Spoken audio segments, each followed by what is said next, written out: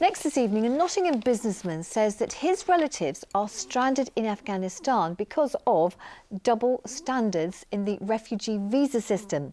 Fazil Alami wants to put them up in his spare rooms, but the new family reunion visas are only being offered to Ukrainians. Our social affairs correspondent Jeremy Ball reports. Here at Fazil's supermarket in Aspley, you can buy traditional snacks from Afghanistan. Fazil's a British citizen, but his mother and brothers are still there. So he's applied to get them refugee visas through the Afghan Citizens Resettlement Scheme.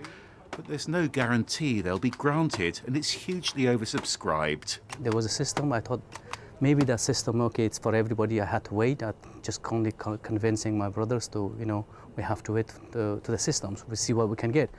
But we didn't get nothing until now. And since the Ukrainian matter started, I feel really that I've been treating different. I don't really like it. I feel hurt for this. To be honest, it's purely double standard. That's the house I have extra. Fazil wants his relatives to live in his empty properties in Nottingham, and he says they won't need benefits because he can afford to support them financially. That's how British Ukrainians can get visas for their extended families.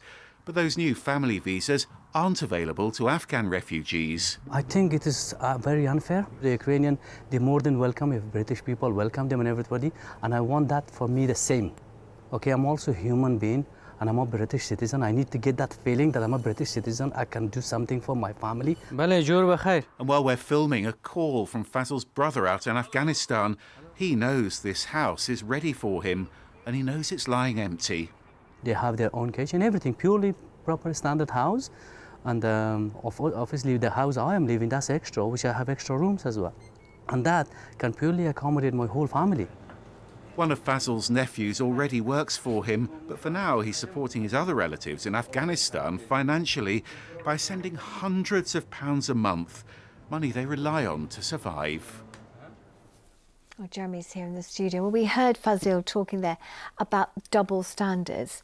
Are there wider concerns about this? There are very much two sides to this, Anne, and we're going to hear the government view in a moment. But I've been talking to the Refugee Council today. Now, they say they're deeply concerned about Afghans who can't bring their extended families here, because it says they're in grave danger. It's calling for those Afghans to get the family reunion rights as soon as possible. And in fact, Fazil's Nottingham MP agrees with that. She's Nadia Whittam. She says most Afghan families don't actually have any safe or legal route to bring their relatives here.